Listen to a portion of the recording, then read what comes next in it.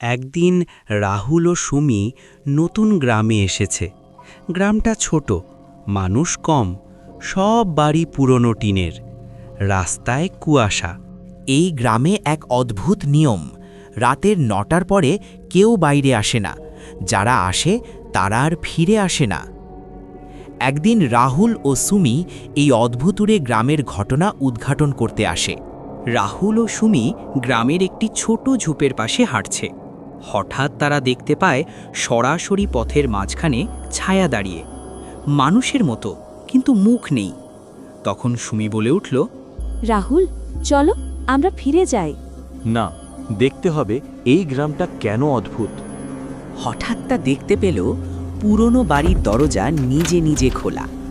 ঘরে ঢুকে তারা দেখতে পায় সব দেওয়াল ভাঙা, ধুলো জমেছে, কিন্তু আয়নায় তাদের প্রতিচ্ছবি স্বতন্ত্রভাবে নড়ছে।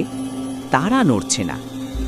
ফিসফিস কণ্ঠে বলে উঠল, নতুন অতিথি, স্বাগতম।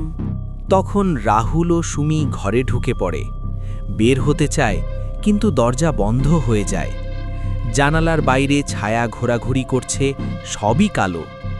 রাহুল চোখ বন্ধ করে দাঁড়ায়। ফিরে তাকালে সুমি নেই, শুধু তার প্রতিচ্ছবি আয়নায়। শেষ দৃশ্য। পরের দিন সকালে গ্রামের লোকেরা দেখল ঘরে কেউ নেই, কেবল আয়নায় লেখা, রাতের অতিথিরা সব ছায়ায় মিশে যায়।